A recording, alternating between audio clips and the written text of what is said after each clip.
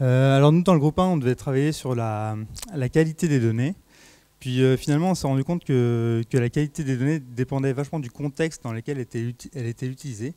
Donc en fait, on a plutôt dévié le sujet vers l'exploitabilité des données. Donc on s'est positionné en tant que développeur, quelqu'un qui a envie de réaliser une application, quelque chose, à partir de données pour les modéliser, pour les exploiter. Donc c'est un développeur qui va demander aux archives nationales de lui fournir un jeu de données. Lui, en tant que développeur, il se positionne comme un demandeur. Donc il veut non seulement recevoir le jeu de données en question, mais aussi la documentation qui va lui permettre de décrire la donnée et potentiellement une vue rapide pour savoir s'il va pouvoir l'exploiter facilement. Donc on est parti sur avoir une évaluation de l'ensemble du jeu de données qu'il demande. Donc pour ça, pour répondre à son besoin, on s'est dit qu'il serait intéressant que les archives nationales mettent en place un service, ce qu'on appelait le SCUD, le service de contrôle de l'utilisabilité des données. Donc l'idée de ce service, c'est que finalement ce soit des gens qui non seulement fournissent les jeux de données, mais qui du coup aussi documentent les jeux de données en question, qui décrivent les métadonnées qui sont dedans, les formats, mais aussi du coup l'évaluation de ces données.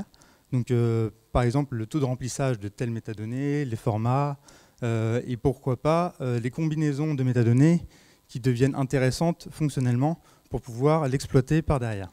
Donc pourquoi pas avec des exemples de combinaisons de métadonnées, qui fait que le jeu de données dans son ensemble est intéressant à exploiter.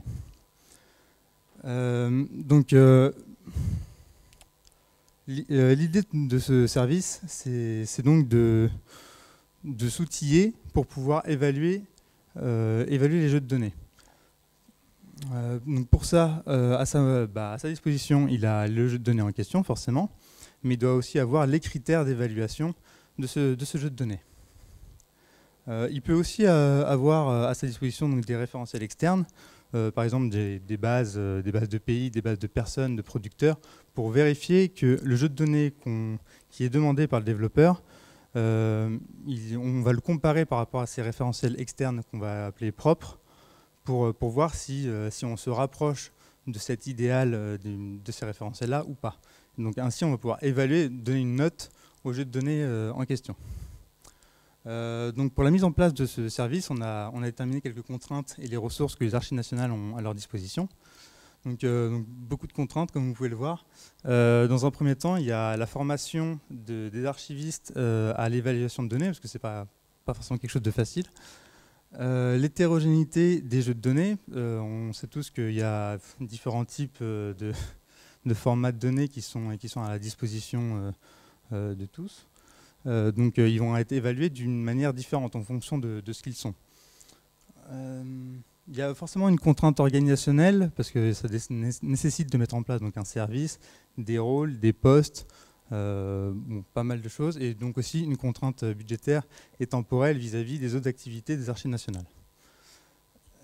Et après, forcément, il va falloir définir les critères d'évaluation qu'on veut mettre en place pour essayer de couvrir un maximum de cas compte tenu des différents jeux de données qui sont à la disposition des archives nationales. En termes de ressources dont disposent les archives nationales, il y a un centre de compétences et tous les archivistes qui composent les archives nationales, qui ont un savoir-faire, une technicité, une expertise. Il existe déjà des méthodologies d'évaluation de certains jeux de données, de traitement de cette donnée-là. Donc on va pouvoir réutiliser ces process. Et donc il y a aussi déjà des schémas externes de référentiels, donc des jeux de données propres sur lesquels on va pouvoir se baser pour comparer les différents jeux de données avec ces référentiels. Pour la mise en place donc, du service, on disait que tout d'abord il fallait de préférence se rapprocher de certains sachants qui proposent déjà des services similaires. Donc typiquement on a parlé de la communauté Open Data qui sait faire de ce genre d'évaluation pour leur donner à eux. Faire un benchmark d'outils déjà existants sur le marché, parce qu'il y en a il y a déjà des outils techniques qui sont capables de faire de l'analyse de base, ce genre de choses. Donc voir s'ils sont accessibles ou pas, si on peut s'en munir. Donc après, définir les fameux critères d'évaluation qui sont propres aux archives nationales, qui font toute la qualité du service proposé.